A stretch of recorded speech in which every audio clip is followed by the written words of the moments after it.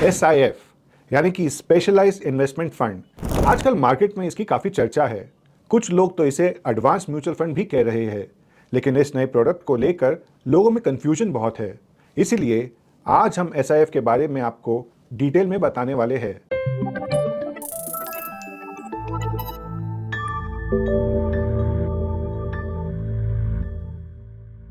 Hello and welcome to ET Money Hindi.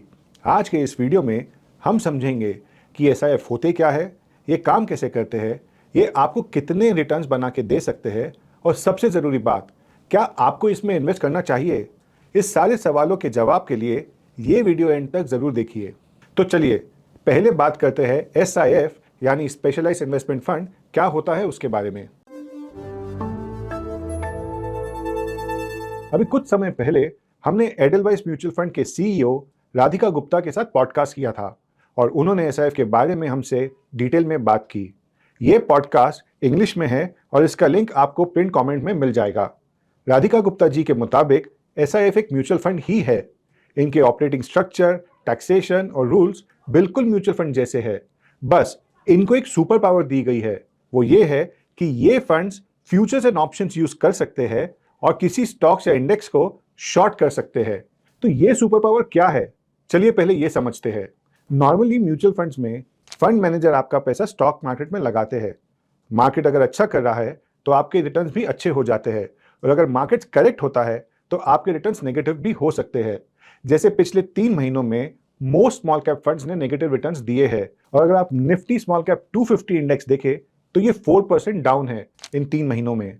अब SIF में अगर फंड मैनेजर को लग रहा है कि मार्केट में करेक्शन हो सकता है तो वो फ्यूचर्स एंड ऑप्शंस का यूज करके गिरते हुए मार्केट या स्टॉक से भी पैसा बना सकता है। चलिए इसे एक एग्जांपल से समझते हैं। आज गोल्ड की कीमत 1,60,000 की है और आपको लग रहा है कि नेक्स्ट वीक इसका प्राइस गिरेगा, तो आप एक ज्वेलर के साथ एक डील करते हो। आप उसे कहते हो कि एक हफ्ते बाद आप उसको गोल्ड दोगे जो आज के दामों पर होगा। अब मान लीजिए नेक्स्ट वीक गोल्ड का प्राइस गिर के 1,50,000 पर 10 ग्राम्स हो जाता है, तो आप मार्केट से सस्ते में गोल्ड खरीदोगे और ज्वेलर को 1,60,000 में दे दोगे। तो ये जो 10,000 का डिफरेंस है, ये आपका प्रॉफिट हुआ। शॉर्टिंग में भी स्टॉक या इंडेक्स को लेके कुछ ऐसा ही होता है, लेकिन एक बात समझना जरूरी है, यहाँ कोई स्पेकुलेशन नहीं हो रहा। SIF में मैनेजर्स इस टूल को प्राइमरीली रिस्क कम करने के लिए यूज करते हैं। मान लीजिए मैनेजर को लग रहा है कि मार्केट गिरने वाला है, वो इंडेक्स को शॉर्ट कर देगा ताकि मार्केट की गिरावट का असर आपके पोर्टफोलियो पर कम से कम हो। यानी अगर मार्केट क्रैश होता है तब आपका पैसा कंपैरेटिवली कम गिरेगा। तो अभी तक हमने SIF होता क्या है और इसमें शॉर्टिंग का क्या बेनिफिट है ये समझ लिया। अब बात करते हैं कि SIF कैटेगरीज और उसके डिफरेंट स्ट्रैटेजीज के बारे में। तो SIF का स्ट्रक्चर भी रेगुलर म्यूचुअल फंड की तरह ही है। यहां भी आपको इक्विटी, डेट और हाइब्रिड कैटेगरीज मिलती है, लेकिन हर कैटेगरी में शॉर्टिंग का एक एलिमेंट इसे एक नया रूप देता है। आप अपने रिस्क एपेटाइट और इन्वेस्टमेंट ऑब्जेक्टिव के हिसाब से सूटेबल स्ट्रैटेजी में पैसा लगा सकते हो। तो चलिए सबसे पहले बात करते हैं इक्विटी SIF फंड्स की।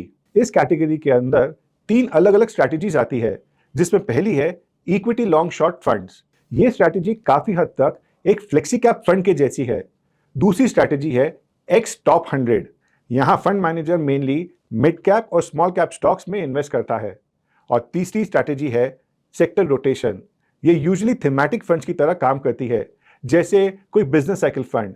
तो जो सेक्टर फंड मैनेजर को लगता है कि अच्छा करेगा, वो उनमें पैसा लगाता है। अब बात करते हैं दूसरी कैटेगरी की, जो है हाइब्रिड SIF। हाइब्रिड SIF में fund manager different asset classes को मिक्स करके एक बैलेंस बनाने की कोशिश करता है। अब इसमें भी 2 मेन स्ट्रैटेजीज आती है। पहली है active asset allocator long short fund. इस फंड को आप म्यूचुअल फंड के multi asset allocation fund category से कंपेयर कर सकते हैं। ये एक ऑलराउंडर की तरह काम करता है।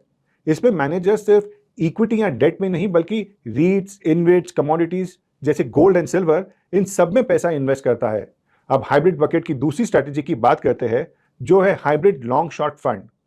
अगर आपने इक्विटी सेविंग फंड या बैलेंस एडवांटेज फंड का नाम सुना है, तो ये स्ट्रैटेजी उन्हीं की तरह काम करती है, लेकिन एक स्पेशल ट्विस्ट के साथ। इनमें फंड मैनेजर्स को मिनिमम 25% इक्विटीज और मिनिमम 25% डेट में इन्वेस्ट करना होता है। हाइब्रिड के बाद अब तीसरी कैटेगरी आती है डेट एसआईएफ फंड्स की। ये उन इन्वेस्टर्स के लिए है जो फिक्स्ड इनकम में थोड़ा एक्स्ट्रा एज और प्रोटेक्शन ढूंढ रहे हैं। इसमें दो मेन स्ट्रैटेजीज है। पहली है डेट लॉन्ग शॉर्ट फंड। इससे आप म्यूचुअल फंड की डायनेमिक बॉन्ड फंड कैटेगरी से कंपेयर कर सकते हैं। डेट फंड में दूसरी स्ट्रैटेजी है sectoral debt long short fund. अब ये स्ट्रैटेजी थोड़ी फोकस्ड है। इसे आप क्रेडिट रिस्क फंड का एक एडवांस वर्जन मान सकते हैं। इसमें फंड मैनेजर्स को कम से कम दो अलग अलग सेक्टर्स के डेट पेपर्स में पैसा लगाना होता है। इसका रूल ये है कि किसी भी एक सेक्टर में मैक्सिमम 75% एलोकेशन हो सकता है।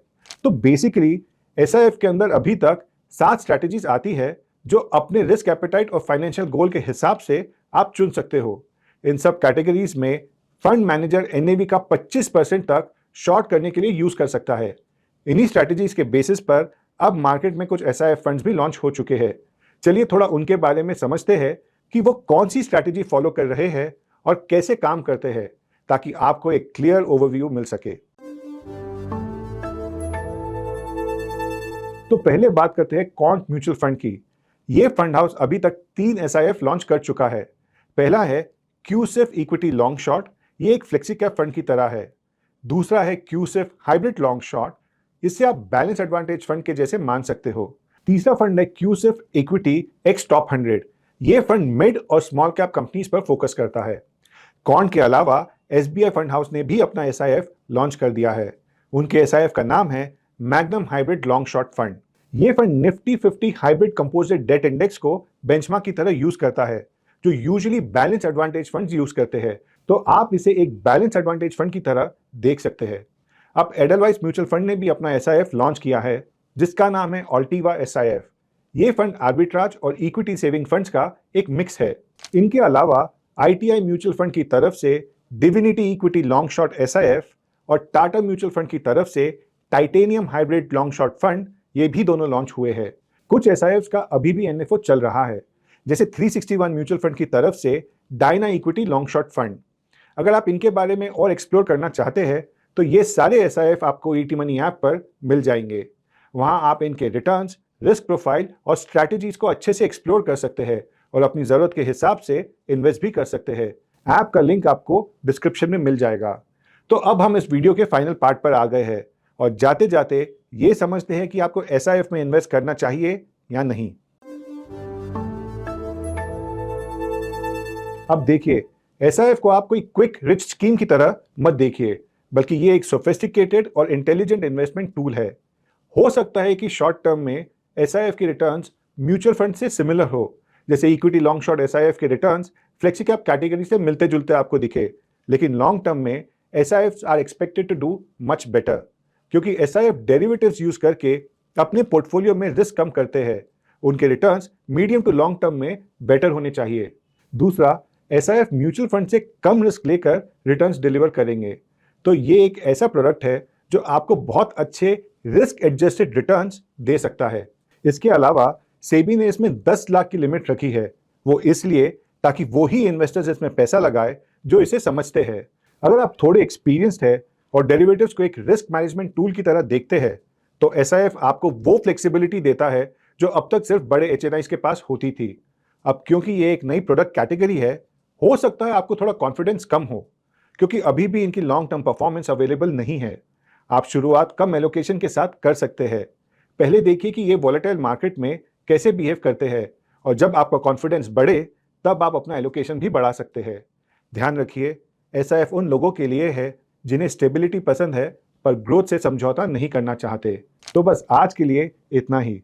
उम्मीद है वीडियो से आपको एसआईएफ समझने के लिए काफ़ी हेल्प मिली होगी। अगर वीडियो अच्छी लगी तो इसे लाइक ज़रूर कीजिए और चैनल को सब्सक्राइब करना ना भूलिए। हम जल्दी मिलेंगे आपसे एक और इंसाइटफुल वीडियो के साथ। Until then, take care.